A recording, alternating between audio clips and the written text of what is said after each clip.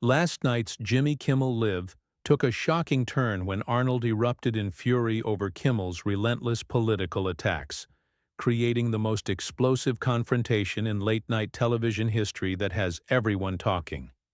Jimmy's opening banter seemed harmless enough, welcoming Arnold with his trademark grin and casual demeanor. But seasoned viewers of the show could sense an underlying tension in the host's voice, a sharpness that hinted at the controversy brewing beneath the surface. Arnold, dressed impeccably in a dark suit, appeared relaxed as he settled into the guest chair, flashing his famous smile and waving to the enthusiastic crowd. The first few minutes proceeded normally, with Jimmy asking standard questions about Arnold's documentary and his passion for environmental causes. Arnold spoke eloquently about climate change initiatives and the importance of renewable energy, his Austrian accent adding gravitas to his words. The audience hung on every syllable, clearly captivated by his genuine enthusiasm for the subject matter. However, Jimmy's demeanor began to shift noticeably when Arnold mentioned his bipartisan approach to environmental issues, emphasizing how climate change shouldn't be a political football. The host's smile became more forced, his posture more rigid, and attentive viewers could see his jaw tighten slightly. What happened next would become the defining moment that launched 1,000 social media debates and sparked outrage across the entertainment industry. Without warning, Jimmy pivoted the conversation away from environmental issues and directly into political territory. His tone became more aggressive as he brought up Arnold's past support for certain Republican policies, despite Arnold's well-documented independent stance on many issues. The sudden shift caught Arnold off guard, his eyebrows raising in surprise, as Jimmy's questions became increasingly pointed and personal. The studio audience began to sense the mounting tension, their enthusiastic cheers gradually giving way to uncomfortable murmurs. Arnold maintained his composure initially, attempting to redirect the conversation back to his documentary and environmental work. He spoke about the need for unity and cooperation across party lines, his voice remaining steady despite the obvious provocation. But Jimmy wasn't finished. He pressed harder, bringing up controversial topics and demanding that Arnold take specific political positions on issues completely unrelated to his appearance on the show. The host's questions became more like accusations, delivered with a smirk that suggested he was enjoying putting his guest in an uncomfortable position. Arnold's famous diplomatic skills were being tested to their absolute limits. The breaking point came when Jimmy made a snide comment about Arnold's accent, suggesting that his foreign birth somehow disqualified him from having opinions about American politics. The studio fell deadly silent as the words hung in the air like a toxic cloud. Arnold's expression changed instantly, his diplomatic smile vanishing as his eyes flashed with unmistakable anger. The legendary composure that had served Arnold through decades of Hollywood stardom and political leadership was finally cracking. His hands gripped the armrests of his chair, knuckles whitening as he leaned forward slightly. The audience could feel the electricity in the air, sensing that something unprecedented was about to unfold. Even Jimmy seemed to realize he had crossed a line he couldn't uncross, but his ego wouldn't let him back down. What happened next would be replayed millions of times across social media platforms and analyzed by entertainment journalists for weeks to come. Arnold's voice, when he finally spoke, carried a warning that anyone who had followed his career would recognize as the calm before the storm. "Jimmy," Arnold said, his voice dropping to a dangerously quiet level that made every person in the studio lean forward to catch his words. "I came here tonight to talk about saving our planet, about bringing people together for something bigger than politics. But you seem more interested in cheap shots than real conversation." The host's smug expression faltered slightly, but his ego wouldn't allow him to back down. Instead, Jimmy doubled down on his attack, his voice dripping with sarcasm as he responded. "Oh, come on, Arnold. Don't be so sensitive. I'm just asking the questions America wants answered.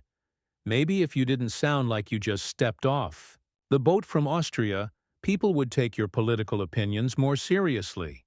The audience gasped audibly at the blatant xenophobia, and several people could be heard expressing their shock. Even Jimmy's own band members exchanged uncomfortable glances, clearly disturbed by their boss's behavior.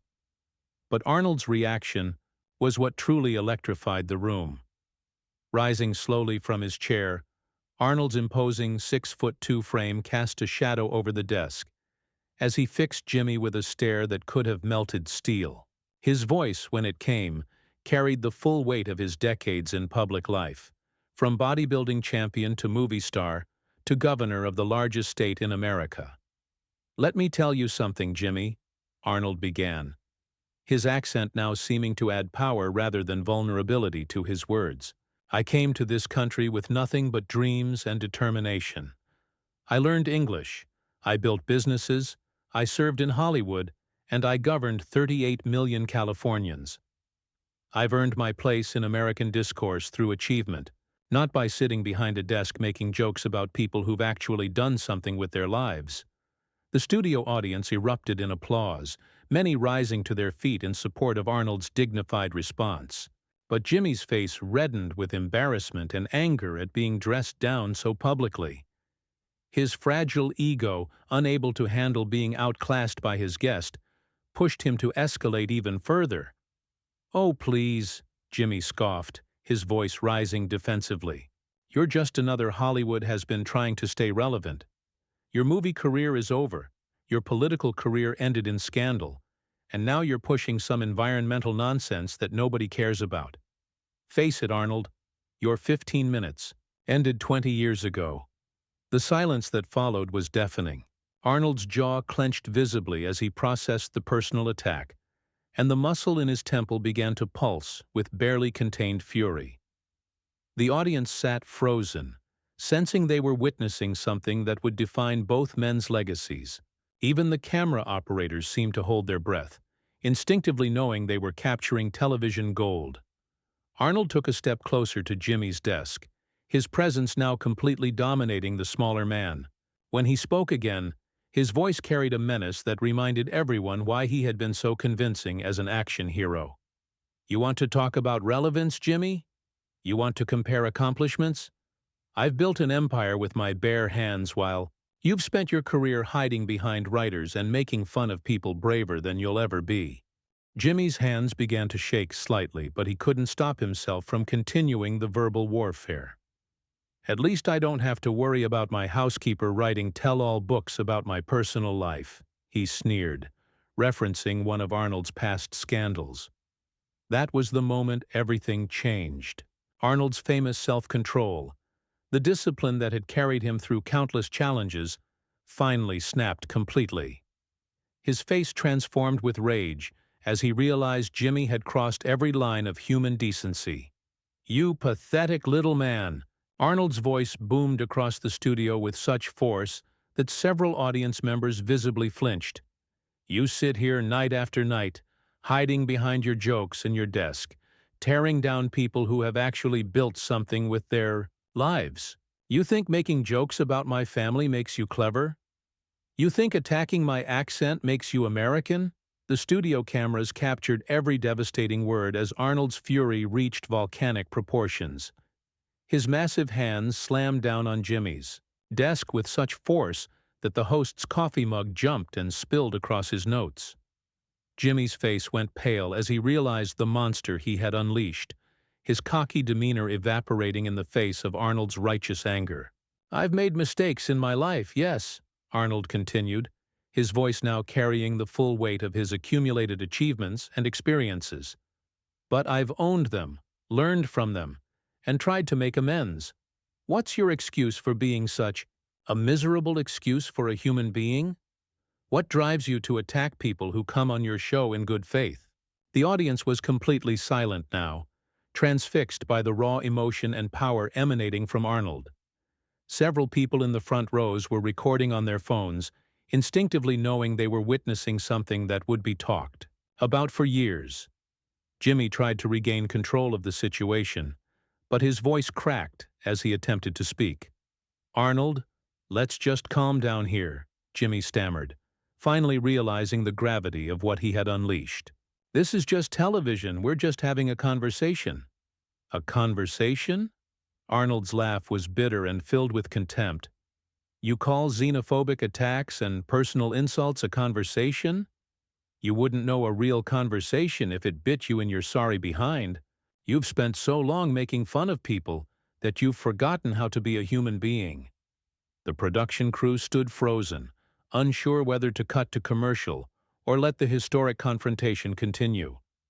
The show's producers were frantically gesturing from the wings, but nobody seemed willing to interrupt what had become the most compelling television in decades. Arnold's righteous fury was mesmerizing to watch, a masterclass in controlled anger from someone who had faced real challenges in life. Jimmy's desperation became increasingly obvious as he realized his career might be imploding in real time. His usual smugness was replaced by panic as he tried to backtrack from his earlier attacks. Look, Arnold, maybe I went too far with some of those comments. This show is supposed to be fun, entertaining. Fun? Arnold's voice rose another octave, his Austrian accent now adding gravitas rather than vulnerability to his words. You think destroying people's dignity is fun? You think mocking immigrants is entertaining? Let me tell you what's fun, Jimmy. Fun is building something meaningful with your life instead of tearing others down for cheap laughs. The former governor stepped even closer to the desk, his imposing presence now completely overwhelming the smaller host. Jimmy actually pushed his chair back slightly, clearly intimidated by Arnold's physical dominance and moral authority. The power dynamic in the studio had shifted completely, with the supposed host now looking like a cowering child being scolded by an angry parent. You want to know the difference between us, Jimmy? Arnold continued, his voice now carrying a deadly calm that was somehow more frightening than his earlier shouting. I came to America to build dreams. You built a career on crushing them. I've inspired millions of people to believe in themselves. You've made millions of people feel small and worthless just to make yourself feel better. The audience began to murmur among themselves, many nodding in agreement with Arnold's assessment. Several people could be heard saying, "That's right, and tell him," clearly siding with the guest over their supposed entertainer. Jimmy's own audience was turning against him in real time, and everyone in the studio could feel the shift. Jimmy made one last desperate attempt to regain control, his voice shaking as he tried to assert his authority. This is my show, Arnold. I think maybe we should wrap this up and move on to the next segment. Arnold's response would become the most quoted line from the entire confrontation, delivered with such devastating finality that it left no room for argument. Your show? Arnold's voice carried a mixture of contempt and pity that cut through Jimmy like a blade. This isn't a show anymore, Jimmy.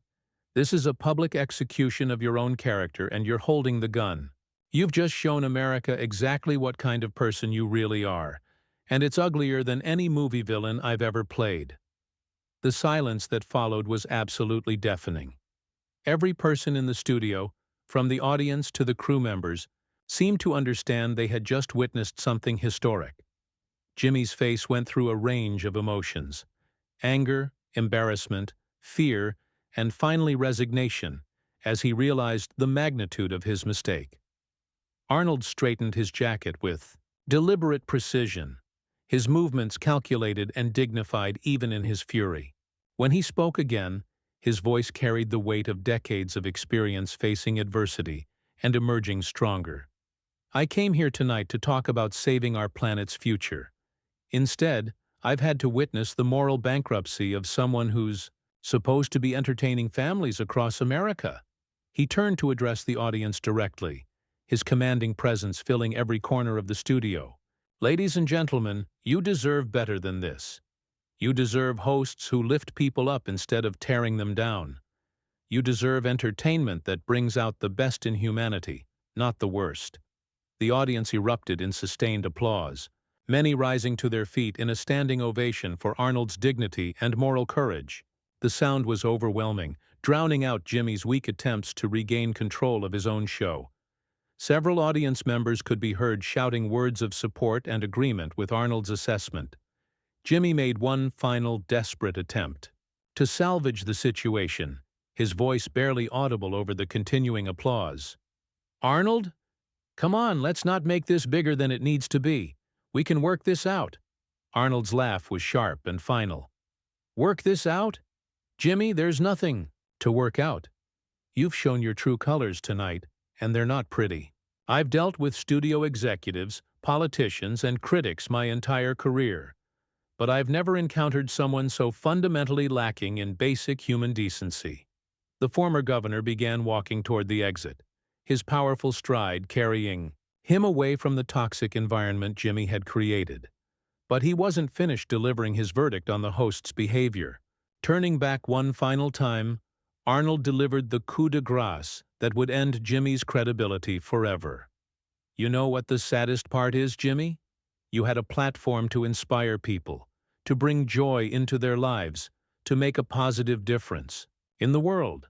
Instead, you chose to use it to feed your own petty insecurities and cruel impulses. That's not just unprofessional. It's a betrayal of every person who trusted you with their time and attention."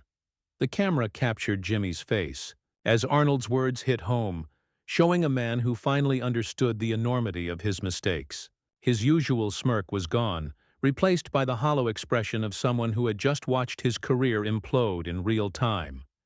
The audience's applause grew even louder, clearly showing where their sympathies lay. Arnold paused at the edge of the stage, his final words carrying across the studio with crystal clarity. "I've terminated a lot of bad guys in my movies, Jimmy, but I've never seen someone terminate their own reputation so efficiently. Congratulations. You've managed to destroy, in one night, what it took you years to build." With that devastating final blow, Arnold walked off the set with his head held high, leaving behind a stunned silence broken only by scattered applause from audience members who appreciated his principled stand. Jimmy sat frozen behind his desk, clearly shell-shocked by the complete dismantling of his credibility and authority. The show's producers scrambled to cut to commercial, but the damage was already done. Social media exploded within minutes, with clips of Arnold's powerful response spreading like wildfire across every platform. The hashtag #OnArnoldDestroysJimmy began trending worldwide within the hour, accompanied by universal praise for Arnold's dignity and widespread condemnation of Jimmy's behavior. By morning, Jimmy's ratings had plummeted to historic lows, while Arnold's documentary saw a massive surge in interest and support. The confrontation had perfectly illustrated the difference between a man who had built his life on achievement and integrity versus one who had built his career on tearing others down. The entertainment industry had been reminded of the importance of respect and professionalism, delivered by someone who embodied both qualities even under extreme provocation.